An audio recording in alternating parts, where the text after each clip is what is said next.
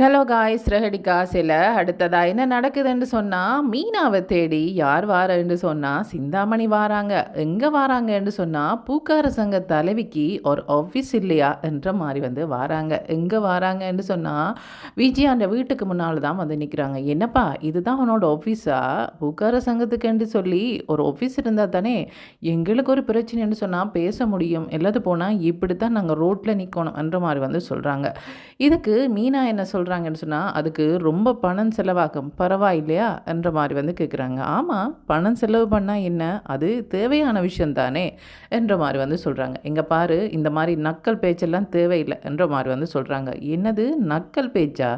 நான் எந்த நக்கல் பேச்சும் பேசலையே. ஓ, நீ இருக்கிறதுக்கே வீடு இல்லாமல் இருக்கிற, அப்படி இருக்கும்போது நான் பேசுகிறது உனக்கு நக்கலாக தான் தெரியும் என்ன என்ற மாதிரி சொல்கிறாங்க. இவங்கண்ட குரல் கேட்டோன்னே விஜயா பார்க்குறாங்க. யாரோட வாசலில் நின்று இவ பேசிகிட்டு இருக்கிறா, எதுக்கு இவ்வளோ நேரம் பேசிகிட்டு இருக்கிறா, கேட்ட குரலாக இருக்கேன்னுட்டு வெளியில் வராங்க. ஏ மீனா, யாரோட பிரச்சனை பண்ணிகிட்ருக்கிற, இந்த மாதிரி பிரச்சனை பண்ணுறதெல்லாம் உன்னுடைய வீட்டில் வச்சுக்கொள்ளு, இங்கே வேண்டாம் அன்றிட்டு திரும்பி பார்த்தா சிந்தாமணியோட கார் நிற்கிது. சிந்தாமணி, நீங்களா? இப்போ தான் உங்களை நினச்சிட்டு இருந்தேன், நீங்களே வந்துட்டீங்க என்னை தேடி என்ற மாதிரி சொல்கிறாங்க. இல்லை மாஸ்டர், நான் உங்களை தேடியும் வரலை, உங்களோட மருமகளை தேடியும் வரலை. பூக்கார சங்க தலைவி என்று சொல்லி இந்த வீதியில் தான் யாரோ இருக்கிறாங்களாம், ஆனால் ஆஃபீஸ் அங்கேன்னு தான் தெரியலை, அதுதான் என்ற மாதிரி சொல்கிறாங்க. ஓ, இவளை வீட்டிலேயே நாங்கள் மதிக்கிறதில்ல, இவளுக்கெல்லாம் ஒரு ஆஃபீஸா என்ற மாதிரி சொல்கிறாங்க. இப்படி சொல்லும்போது சிந்தாமணி நினைக்கிறாங்கன்னு சொன்னால், பரவாயில்லையே, வீடு ஏலத்தில் போகுது, அப்படி இருந்து கூட இந்த விஜயாண்ட திமிர் இன்னும் போகவே இல்லை. சரி மாஸ்டர், நான் போயிட்டு வரேன் என்ற மாதிரி சொல்கிறாங்க. இருங்க, என்ன அதுக்கிடையில் போகிறீங்க, உங்களோட பேசுகிறதுக்கு நிறைய விஷயம் இருக்குது என்ற மாதிரி சொல்கிறாங்க. என்னோட பேசுகிறதுக்கு உங்களுக்கு என்ன இருக்குது மாஸ்டர் என்ற மாதிரி கேட்குறாங்க சிந்தாமணி. இல்லை, இங்கே பேசுகிறது சரியாக வராது, நீங்கள் பார்வதி வீட்டுக்கு வந்துட்டீங்களா என்ற மாதிரி சொல்கிறாங்க. இப்படி பேசிகிட்டு இருக்கும்போது மீனா விட்டுட்டு போகிறாங்க. பார்த்தீங்களா, நீங்கள் பேசிகிட்ருக்கிறீங்க, ஆனால் உங்களோட மருமகள் என்ன பண்ணுறான்னு பார்த்தீங்களா, பேசாமல் விட்டுட்டு போகிறாங்க. இதுதான் அவங்க பெரியவங்களுக்கு கொடுக்குற மரியாதை போல இருக்குது என்ற மாதிரி சொல்கிறாங்க. இப்படி சொல்லும்போது மீனா திரும்பி கேட்குறாங்க, என்ன பெரியவங்களா? பெரியவங்களுக்கு நான் மரியாதை கொடுத்து தான் பழக்கம், ஆனால் உன்னை போல ஆட்களுக்கு மரியாதை கொடுக்குறது தான் அவமானம் என்ற மாதிரி சொல்கிறாங்க. கிடக்கிற அவளோட பேச்சு வேண்டாம், நீங்கள் அங்கே போங்க, நான் வந்துடுறேன் ஏன்ட்டு அவங்க என்ன பண்ணுறாங்கன்னு சொன்னால், விஜயா வீட்டுக்குள்ளே அவங்க சொல்கிறாங்க மனோஜுக்கு, மனோஜ் இங்கே பாரு, நான் கொஞ்சம் லேட் ஆகும் வீட்டுக்கு வர்றதுக்கு, அப்புறமா இங்கே அம்மாவை காணையிலேருந்து தேடாத என்ற மாதிரி சொல்லிட்டு போகிறாங்க. அப்படி இருக்கும்போது அண்ணாமலை கேட்குறாங்க, எங்கே போகிறா இவ, எங்கே போகிற, அடுத்த பிரச்சனை ஆரம்பிக்க போறியா என்ற மாதிரி சொல்கிறாங்க. இப்படி சொல்லும்போது மீனா சொல்கிறாங்க, வேறு எங்கே மாமா போவாங்க, அவங்க எங்கே போகிறாங்கன்னு பார்க்குறதுக்கு எனக்கு ரைட்ஸ் இல்லை தான், ஆனால் ஒரு அன்பில் கேட்கலாம், ஆனால் அன்பா எதுவும் அவங்க சொல்ல போகிறது இல்லை. அவங்க இப்போ சிந்தாமணியோட பேசிகிட்டு இருந்தாங்க. சிந்தாமணி இங்கே என்ன நடக்குது, அடுத்தது என்ன பண்ண போகிறோம், இதெல்லாம் அறிகிறதுக்காக சும்மா பூக்கார சங்க தலைவின்ற ஆஃபீஸ் அங்கே இருக்குன்னு பார்க்க வந்தேன் என்று சொல்லிட்டு வந்தாங்க. இதை கேட்டு அத்தை என்ன பண்ணாங்கன்னு சொன்னால், சரின்னு சொல்லி அவங்களுக்கு பேச்சு கொடுத்தாங்க. இப்போ அவங்க என்ன பண்ணுறாங்கன்னு சொன்னால், இங்கே என்ன நடக்குதுன்றதை அறிகிறதுக்காக பாரதி ஆண்டி வீட்டுக்கு வர சொல்லியிருக்கிறாங்க போல இருக்குது என்ற மாதிரி சொல்கிறாங்க. இங்கே பாருமீனா, இந்த தேவையில்லாத வேலையெல்லாம் பார்க்காத, பார்வதி வீட்டுக்கு நான் தான் சிந்தாமணியை வர சொன்னேன், சிந்தாமணி பெரிய ஆள், அவன் நான் சொன்னோன்னு வாரான்னு சொன்னால் எவ்வளவு அன்பு வச்சுருப்பா என் மேலே, அதை பார்க்க உனக்கு பொறாமையாக இருக்கா? இங்கே பாரு, இந்த மாதிரி பெரியவங்க எல்லாம் உன்னோட பேச மாட்டாங்க, உன்னை போல் பூ கட்டுறவங்க தான் பேசுவாங்க என்ற மாதிரி சொல்கிறாங்க.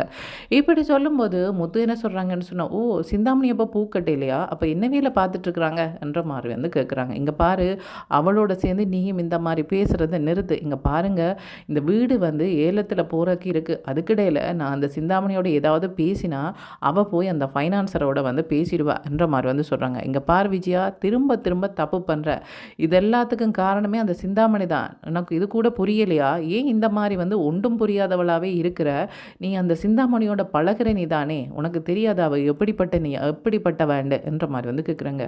என்னங்க நீங்கள் இந்த மீனா மாதிரி நினச்சிட்டிங்களா, மீனா மாதிரி பூக்கட்டுறவன் நினச்சிட்டிங்களா, அவள் பெரிய கோடீஸ்வரி, அவளால் என்ன வேண்டாலும் பண்ண முடியும், இந்த மீனாவை நம்பி அவளை பகைக்க சொல்கிறீங்களா என்ற மாதிரி கேட்குறாங்க. இங்கே பாரு, மீனா இந்த வீட்டு மருமக, அவள் இந்த வீட்டுக்கு நல்லது தான் வந்த நாள்லேருந்து பண்ணிகிட்ருக்குறா, ஆனால் நீ எப்போ அந்த சிந்தாமணியோட கூட்டு சேர்ந்தியோ அதுக்கப்புறமா தான் இந்த மாதிரியான வேலைகள் எல்லாம் நடந்துகிட்ருக்கு. அதை முதல்ல நிறுத்து என்ற மாதிரி வந்து சொல்கிறாங்க. இப்படி சொல்லும்போது சிந்தாமணி கால் பண்ணுறாங்க. என்ன மாஸ்டர், என்ன இங்கே வேற வெயிட் பண்ண சொல்லிட்டு நீங்கள் என்ன பண்ணிகிட்ருக்கிறீங்க? நான் இவ்வளோ பிஸியான ஆள் தெரியுமா? இப்படி வெயிட் பண்ண வச்சுட்டு இருக்கிறீங்க. சரி நான் கிளம்பவா என்ற மாதிரி வந்து சொல்கிறாங்க. இங்கே பாருங்கள், சிந்தாமணி போகிறாவாம். அதுக்கு முன்னாடி நான் போய் என்ன பிரச்சனைன்றதை சொல்லிட்டு வாரனே என்ற மாதிரி வந்து சொல்கிறாங்க. இங்கே பாரு விஜயா, இங்கே நடக்கிறதே அறிகிறதுக்கு தான் அவள் சும்மா நாடகம் ஆடிட்டு வந்திருக்கிறா. தயவுசெய்து போக வேண்டாம். அப்படி போகிறதா இருந்தால் அப்படியே போயிடு, இங்கே வந்துடாத என்ற மாதிரி வந்து சொல்கிறாங்க. அப்படி சொல்லும்போது வந்து விஜயா சொல்கிறாங்க என்னன்னு சொன்னால், சிந்தாமணி கால் பண்ணி இப்போ வீட்டில் கொஞ்சம் வேலை இருக்குது, அதனால் நான் வேறொரு நாள் சந்திக்கிறேனே என்ற மாதிரி வந்து சொல்கிறாங்க. சிந்தாமணிக்கு ஒரே ஷாக் ஆகிட்டுது. என்ன இது, விஜயா தானாக தான் வரப்போகிறேன்னு சொன்னால் இப்போ எனக்கு வீட்டில் வேலை இருக்குன்னு சொல்கிறாவே, அப்படின்னு சொன்னால் அந்த முத்தோ அல்லது மீனாவோ ஏதோ சொல்லிட்டாங்க, அங்கே போக வேண்டாம், அவள் ஏதோ தெரிஞ்சு கொள்றதுக்கு தான் வர சொல்கிறா என்ற மாதிரி வந்து சொல்லிட்டாங்க போல இருக்குன்னுட்டு. என்ன மாஸ்டர், வீட்டில் இப்போ எல்லா வேலையும் நீங்கள் போல இருக்குது. அது சரி, உங்களோட மருமகள் தானே இப்போ பூக்கார சங்க தலைவி ஆயிட்டா இல்லையா, அதனால் அவள் வீட்டில எல்லாம் வேலை பார்க்க மாட்டா தானே. அப்படி பார்க்குறதும் அவ்வளோ அழகில்லை தானே. ஆஃபீஸ் ஒன்று சொல்லி ஒன்று இல்லாததால் எல்லாருமே அந்த வீட்டுக்கு தானே வருவாங்க. வரும்போது அவங்க சேரில் கெத்தாக இருந்தால் தானே அவங்களுக்கு மரியாதை. அதை விட்டுட்டு அவங்க கிச்சனில் நின்று உங்களுக்கு வேலை செய்துட்டு இருந்தால் மரியாதையாக இருக்கும். அதனால் இப்போ அவள் வேலை செய்கிறத நிறுத்திட்டா போல இருக்குது என்ற மாதிரி வந்து சொல்கிறாங்க. இல்லை அப்படியெல்லாம் இல்லை, நான் வந்து ஒரு சின்ன வேலை இருக்குது அதுதான்ன்ற மாதிரி வந்து சொல்கிறாங்க. எதுக்கு மாஸ்டர் இப்படி போய் சொல்கிறீங்க, எனக்கு தெரியும். சரி விடுங்க, என்ன பண்ணுறது, இந்த வயசுலேயும் உங்களை வச்சு வேலை வாங்கணுமெண்டு அந்த பொண்ணு நிற்குது, அவ்வளோதான் அந்த பொண்ணோட அறிவு என்ற மாதிரி வந்து சொல்லிட்டு வச்சிடுறாங்க. என்ன இந்த விஜயா வரமாட்டேன்னு சொல்கிறாளே, அப்படி என்று சொன்னால் அந்த வீட்டில் என்ன நடக்குதுன்னு தெரிகிறது எப்படி என்ற மாதிரி வந்து நினைக்கிறாங்க. இப்படி நினைச்சிட்டு ரோகிணி வீட்டுக்கு போகிறாங்க. இங்கே பாரு, அந்த வீட்டில் ஏதோ பிளான் பண்ணுறாங்க, ஆனால் என்னென்று தான் தெரியல. அந்த விஜயாவை வர வச்சு அதை பற்றி கேட்டலான்னு பார்த்தா அந்த விஜயாவை யாரோ மறைச்சிட்டாங்க. வீட்டில் தனக்கு வேலை இருக்காம், அந்த வீட்டில் என்ன வேலை என்று தான் எனக்கு தெரியல என்ற மாதிரி வந்து சொல்லும்போது ரோகிணி என்ன சொல்கிறாங்கன்னு சொன்னால், ஆண்டியாவது வேலை செய்கிறதாவது, ஆண்டி அந்த வீட்டில் யாருக்கு உடம்பு முடியலைன்னு சொன்னாலும் எந்த வேலையும் பார்க்க மாட்டாங்க, என்ன வேலையாண்டாலும் மீனா எடுக்கு சொல்லி அவங்கள்ட்ட வேலை சொல்லிட்டு தான் இருப்பாங்களே ஒழிய தான் இந்த வேலையும் பார்க்க மாட்டாங்க. தனக்கு உடம்பு முடியாடி தான் அப்படி இருப்பாங்களான்னு சொன்னால் அது இல்லை, அவங்க யாருக்கு உடம்பு முடியாடலும் அப்படித்தான் இருப்பாங்க என்ற மாதிரி வந்து சொல்கிறாங்க. அப்படியா, அப்படின்னு சொன்னால் அப்போ நான் நினைச்சது சரிதானே, அப்போ வேணுமென்று தான் அப்படி சொல்லியிருக்கிறா என்ற மாதிரி வந்து சொல்கிறாங்க. கண்டிப்பாக ஆண்டி, கண்டிப்பாக அப்படி தான் நடக்குது. அந்த வீட்டில் என்ன நடக்குதுன்னு என்னாலையும் புரிய முடியாமல் இருக்குது. நான் மனோஜோட நல்ல மாதிரி பேசி அங்கே என்ன நடக்குதுன்றதை அறியலாம். அது மட்டும் இல்லாமல் சுருதி ரவிட்ட நல்ல பேர் கேட்டுட்டேன்னு சொன்னால் மனோஜ், சுருதி, ரவி இவங்க 3 பேரும் இந்த பக்கம் நின்றாங்கன்னு சொன்னால் ஈஸியாக அந்த வீட்டுக்குள்ளே போயிடலாம், எந்த பிரச்சனை முடிஞ்சிடும். அதுக்கப்புறமா அந்த வீடு ஏலத்தில் போனாயினா போகலையான்னு சொன்னாயினா நான் மனோஜை வேறு எங்கேயாவது ஒரு வாடகை வீட்டில் கொண்டு போய் வாழ வச்சிருவேன் என்ற மாதிரி வந்து சொல்கிறாங்க.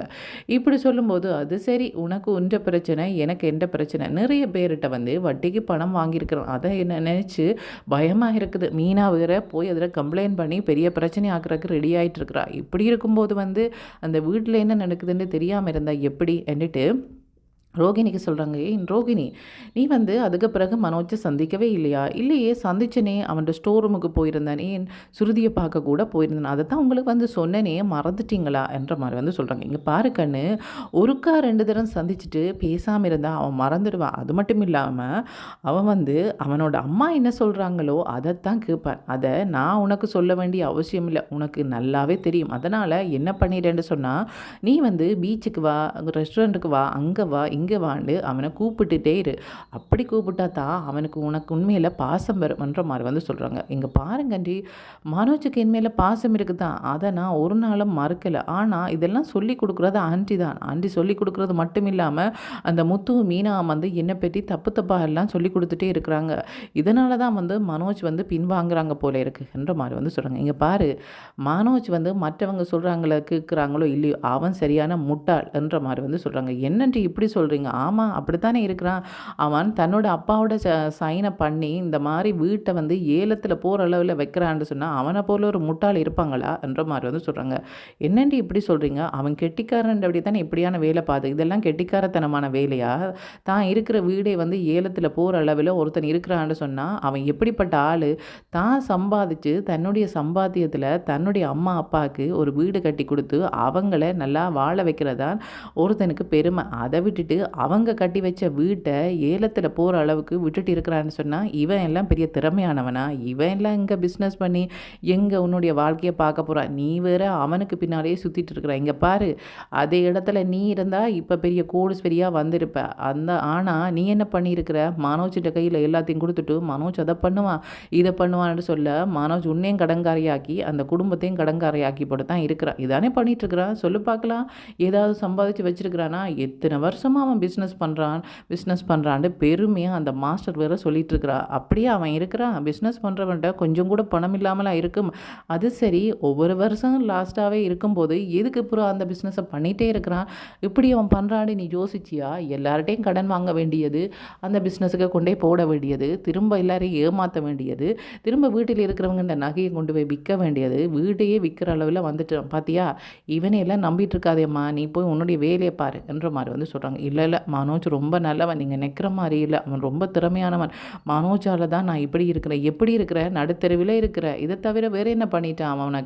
உனக்கு நல்லது பண்ணிட்டானா? சரி, நீ ஏதோ போய் சொல்லிட்ட, அதுக்காக அவன் கோவப்பட்டான், அவனோட குடும்பம் கோவப்பட்டுச்சுது, உன்னை ஒதுக்கி வச்சான்னு. சரி, அப்படியே வச்சுக்கொள்ளலாம். அந்த விஷயத்தில் அவன் பண்ணினது சரின்னு சொல்லலாம். ஆனால் அவன் தன்னுடைய தனிப்பட்ட வாழ்க்கையில் ஏதாவது முன்னேற்றத்தை பார்த்துருக்குறானா? நீ அதை பார்த்துருக்கிறியா? இல்லையே. நான் பார்த்த அளவுக்கு அவன் ஒன்று முன்னேறினா தெரியல. ஆனால் முத்து மீனாவே எனக்கு பிடிக்காதான். ஆனால் அவங்கள பற்றி சொல்கிறேன் கேளு. ஆனால் அந்த முத்துவை பார்த்தியா? அவனுக்கு சொந்தமாக எந்த தொழிலுமே இல்லை. யாரோ ஒருத்தங்களோட காரை தான் அவன் வந்து டிரைவராக ஓட்டிகிட்டு இருந்தான். இப்போ தனக்குண்டு ஒரு கார் எடுத்தான், அதுக்கப்புறமா இன்னொரு கார் எடுத்தான். வேறு யாரோ வந்து அவனுக்கு ஒரு வேனே எடுத்து கொடுத்துருக்குறாங்க. இது மட்டும் இல்லாமல் அந்த மீனா வீட்டில் எந்த வேலையுமே இல்லாமல் இருந்தா. அதுக்கப்புறமா ஒரு தள்ளு வண்டியில் பூக்கடை மாதிரி வச்சுருந்தா. இப்போ என்ன பண்ணுறா? பெரிய பெரிய மண்டபங்களுக்கே வந்து ஓர்டர் எடுத்து அவங்க இப்போ மாலை கட்டி கொடுக்குறது, பூ கொடுக்குறது, இந்த மாதிரி நிறைய விஷயங்களை பண்ணிகிட்ருக்கா. யோசிச்சு பாரு, நீ எங்கே அவங்களங்க? அவங்க வந்து படிக்கவே இல்லை, ஆனால் இவ்வளோ தூரத்துக்கு போயிருக்கிறாங்க. உன்னுடைய மனோஜ் இருக்கிறானே, நான் இத்தனையோ டிகிரி முடிச்சிருக்கிறேன், என்னை விட்டால் ஆளே இல்லை என்ற மாதிரி மனோஜும் இதை தான் சொல்லிட்டு இருக்கிறான். அவங்களோட அம்மாவும் இதை தான் சொல்லியிருக்கிறாங்க. இதை தவிர வேறு எதையுமே நான் அவங்கள்ட்ட பார்க்கல என்ற மாதிரி வந்து சொல்கிறாங்க. அந்த மீனாவால் எப்படி ஆண்டி இப்படியெல்லாம் முன்னேற முடிஞ்சுது? அவளோட வீடும் கஷ்டப்பட்ட வீடு. இந்த வீட்டிலே அவளை எதுவுமே பண்ண விட மாட்டாங்க, எனக்கு நல்லாவே தெரியும். அப்படி இருக்கும்போது எப்படி முன்னேறினா? அதுதான் அவளுக்கு தன்னில நம்பிக்கை. யார் என்ன சொன்னாங்களோ அதை பற்றியெல்லாம் அவளுக்கு கவலையே இல்லை. அவளுக்கும் சரி, மீனாக்கு முத்துக்கும் சரி, தங்களோட வாழ்க்கையில் தாங்க உழைச்சி முன்னேறும்னு நினைக்கிறாங்க. ஆனால் உன்னோட ஹஸ்பண்ட் என்ன பண்ணுறான்? 4 பேர்கிட்ட கடன் வேண்டி அவங்களே நடுத்தரவில் விட்டு தானே நடுத்தரவில் நிற்கிறான். இதுதானே நடக்குது. அப்புறம் அவனை பற்றி எதுக்கு பேசுகிறேன்? பேசாமல் விடு என்ற மாதிரி வந்து சொல்கிறாங்க. அவங்களுக்கு இப்போ கோவம் வந்து சிந்தாமணிக்கு, எதுக்கு மனோஜை பற்றி பேசுகிற? அதை விட்டுட்டு இங்கே வந்து அவங்களோட வீடு ஏலத்தில் போகிறதுக்கு ஏதாவது ஹெல்ப் பண்ண முடியுமெண்டா பண்ணு என்ற மாதிரி தான் அவங்க பார்த்துட்ருக்குறாங்க. எங்கால ரோகிணியும் வந்து தன்னுடைய மனோஜோட எப்போ சேர்ந்து வாழ்வன்ற மாதிரி ஒரு கற்பனை பண்ணிகிட்டு இருக்கிறாங்க. விஜயாக்கோ வந்து ரோகிணியை மனோஜையும் பிரிக்கணும்ன்ற எண்ணத்தில் இருக்கிறாங்க. முத்து மீனாக்கோ வந்து மனோஜ் வாங்கின கடனை முற்றாவே அழிச்சிட்டு அந்த வீட்டை எப்படியாவது காப்பாற்றிடணும் என்ற மாதிரி வந்து இருக்கிறாங்க. அதே மாதிரி அண்ணாமலை என்ன நினைக்கிறாங்கன்னு சொன்னால், எந்த விஷயத்துலேயும் இனிமேல் வந்து விஜயாவையோ மனோஜையும் நம்பவே கூடாது என்ற ஒரு உறுதியோடு இருக்கிறாங்க. இதில் யார் நினைக்கிறது நடக்க போகிறதுக்காக வெயிட் பண்ணி தான் பார்க்கணும். ஓகே, தேங்க்யூ, பாய்.